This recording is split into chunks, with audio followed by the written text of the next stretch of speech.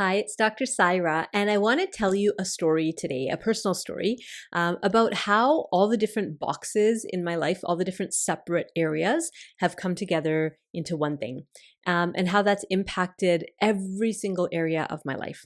Okay. So I come from a family that's very rooted in a faith tradition.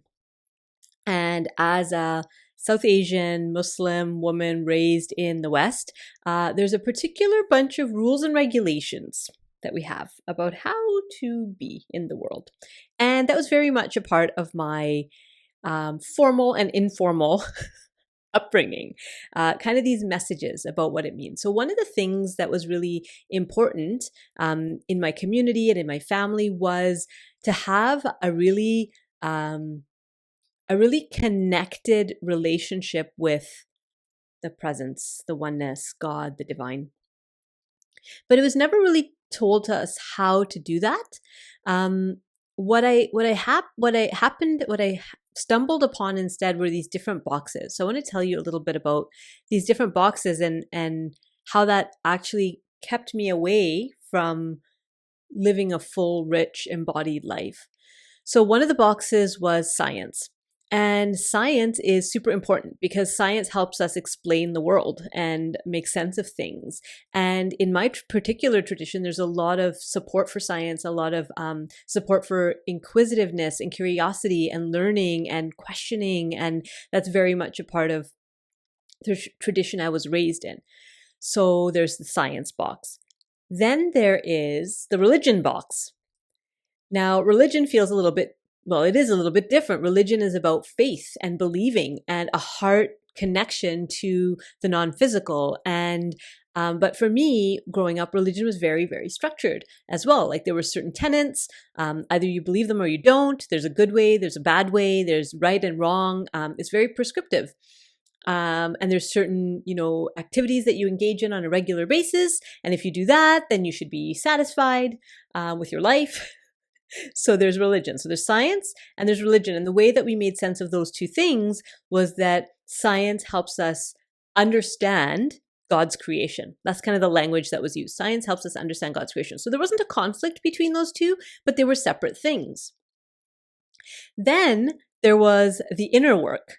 So the inner work or personal development work, being self-reflective, looking inside, working with a therapist or going to experiential retreats to kind of move, stuck energy or things that are unconscious. That was kind of this third box that I would call like the inner work box, right? And that was, again, something separate. Like there was kind of some science that was connected to that. It wasn't really part of the religion. It was this kind of third thing, which was inner work. And then there was this fourth box, which was mystical experiences. And that box didn't actually even enter into my awareness until, I'll tell you the story about how I engaged with each of these boxes. So the science box I loved right from when I was little because I was so curious. I loved the scientific method. I won the city science fair. Well, no, I came in third place. Me and my partner came in third place. But it was third place in the city, which was a big deal for a 12-year-old. I just loved everything about like the idea that you could study phenomenon and get outcomes. I remember my research project was about soil erosion. And I was like, oh my gosh, if you plant more trees, you can prevent soil erosion on hills. And I can prove that with my grass little thing. And it was like, I just loved it. So that was like, I was around 12 years old when science was like really exciting to me. And it continued to be exciting to me throughout into my adulthood. Religion, my earliest memory of being at a place of worship was such a joyful memory. I must have been about 3 or 4 years old. And I remember just running.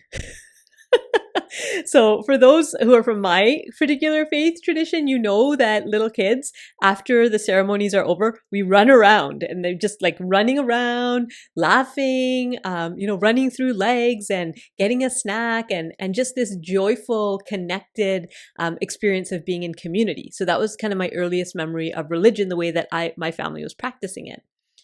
And then there was like the rules and regulations of the things you had to do every day, which was less fun. But the place of worship was a lot of fun and a lot of community and a lot of connection.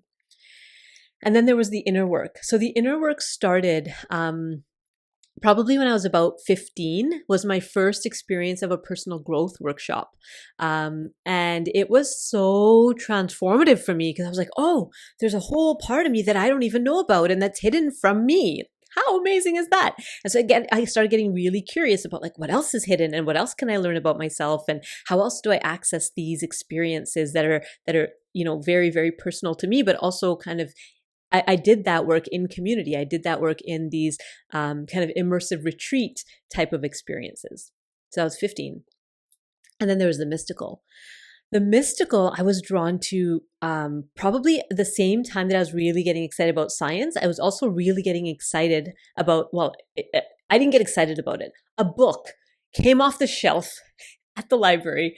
It just like, it felt like it had a glow around it. It was this black book and it was called Witches and Witchcraft. And I was like, what is this? This is so wrong. This is so taboo. And so of course I like took it out and secretly sat down in the school library. Like anybody can see me, but I was like, oh, this is a thing. And I didn't bring it home because I was like, no way, I'm going to get in big trouble if I take this book home. But I would read, like look through the pictures and read the pages anytime I got a chance to go to, I didn't even sign it out to keep at school. I just secretly pulled out this book and I was learning about all of these like mystical ideas that my religious training or my religious upbringing didn't really have space for these type of mystical things, or at least it didn't at the level of a 12-year-old. I didn't know that there was a whole mystical, practice in my own tradition. I didn't know that. So that's kind of what piqued me to these mystical experiences. And I had my first kind of profound mystical experience at one of these inner growth retreats. So that was really interesting for me because now those two things had come together, right? We're doing personal growth. I remember it was a 7-day retreat. I was 16 years old, and I was there with like cousins and aunts, and like my whole family was into this, so we were all there together. And the day had happened, and people had whatever gone through their stuff, and it was the end of the day, and I was just lying down in the workshop room, and everybody had left, and I was just kind of integrating is what they called it. Integrating. But I was just lying there, really. I didn't think I was doing anything. And then I was looking up at the ceiling and I started seeing images in the wood. And it was really interesting to me is that the images that I was seeing were not from my own religious tradition. So as I mentioned, my family, we were raised Muslim, but the images that I was seeing were from the Hindu tradition. So that to me was like, uh-oh, like, is this allowed? How do I hold this? But I was actually seeing things changing and I was seeing different deities come to me through, and I hadn't done any psychedelics.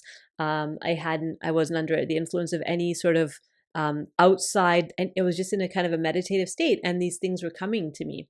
So that was my first kind of mystical experience. And it was really, really profound. It was embodied, it was in my body, and it was just profound. And those 4 things have always kind of stayed separate for me.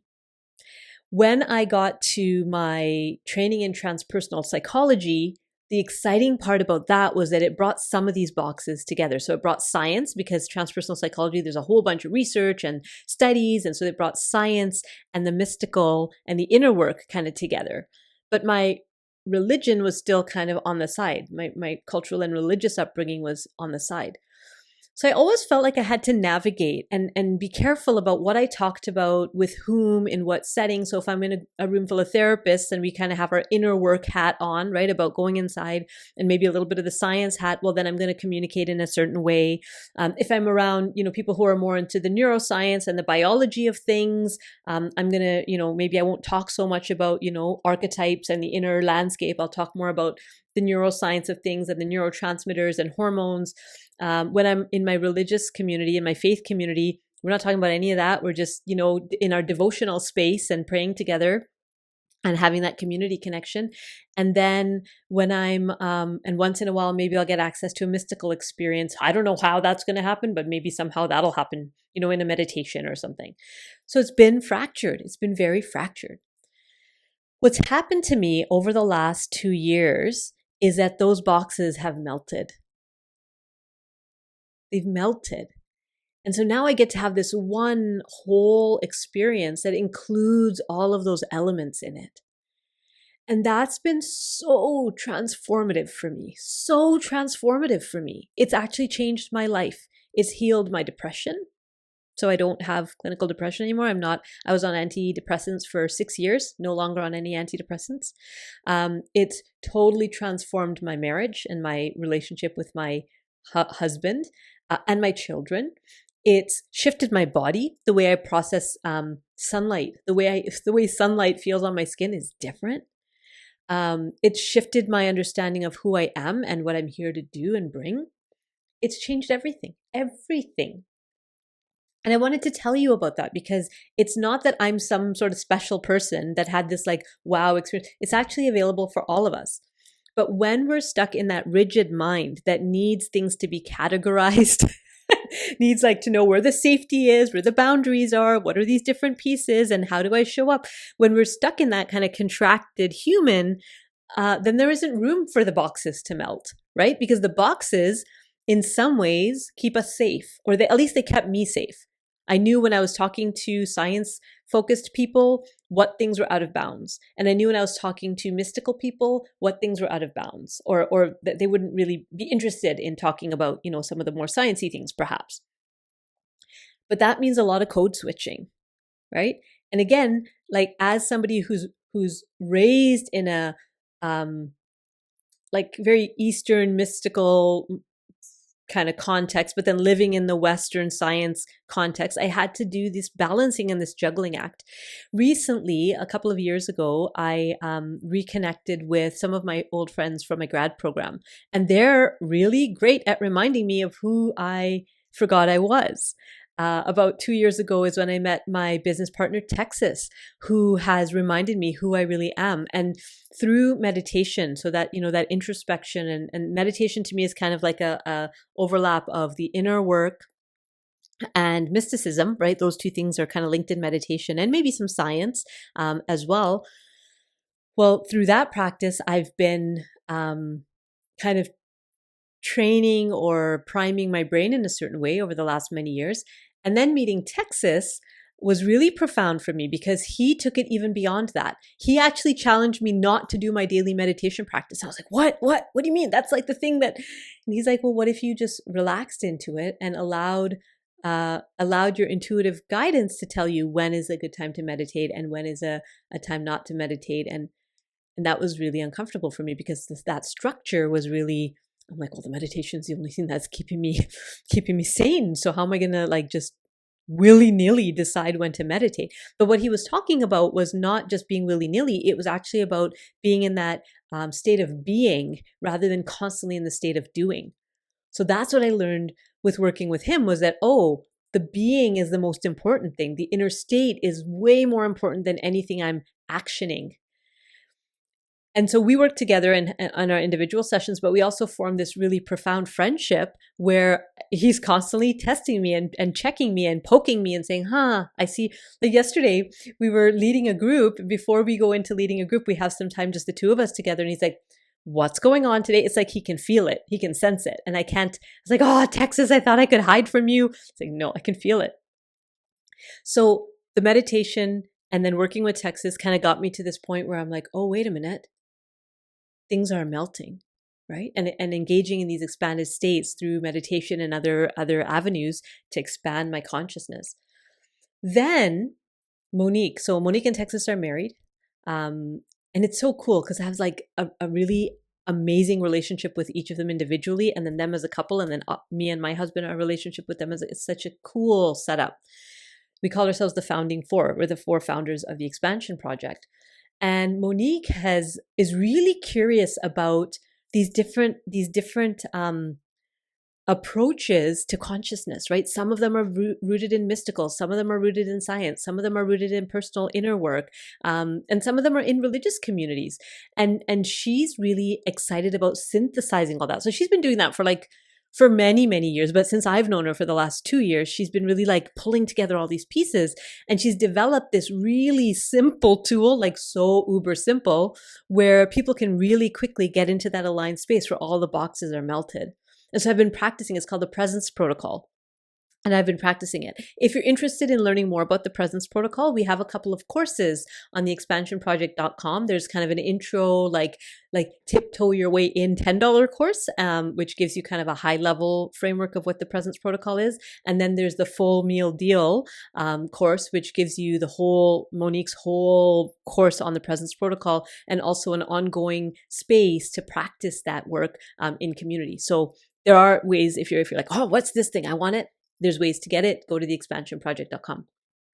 So practicing the Presence Protocol, and what I love about it is so fast. Like, it's not hours of because I was doing hours of meditation. It's not that, right? It's really quick, and it's a moment by moment evaluation of, am I in alignment? Am I out of alignment? And so you can see how alignment as a concept fits in all of those boxes. From a scientific perspective, we're talking about, are you regulated? Right? Are you regulated? Are you at an alpha brainwave state where you're actually open to receiving rather than in that busy brain of the beta? So that's the science speaking. From a religious perspective, so that was the one, right? That still wasn't really fitting in for me.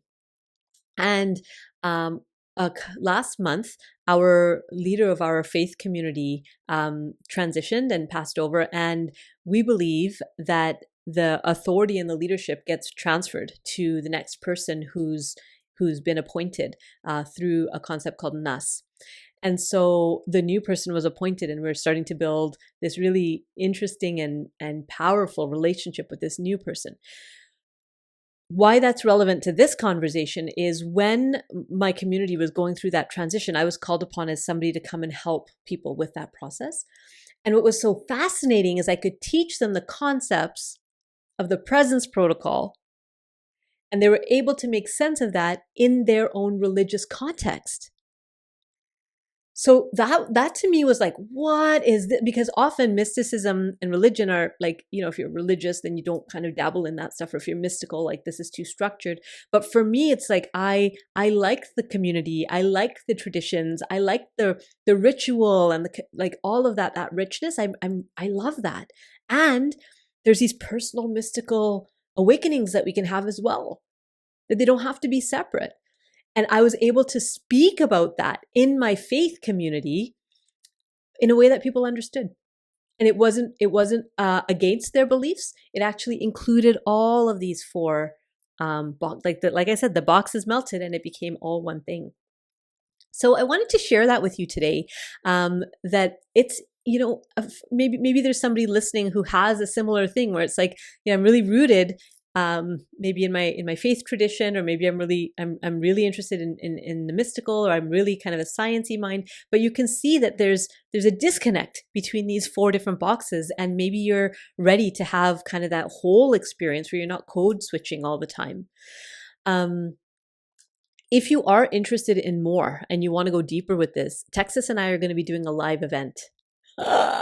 The first of many in June. So June 7th is the date, 2025. And I know this video will be around like after that, but for anybody watching this in time, June 7th, 2025, it will be live streamed, and there will be in-person seats as well. So if you're interested in any of that, go to theexpansionproject.com. You can find out more information there. And yeah, I just wanted to share that and include you in the melting of the boxes. See you next time. Bye.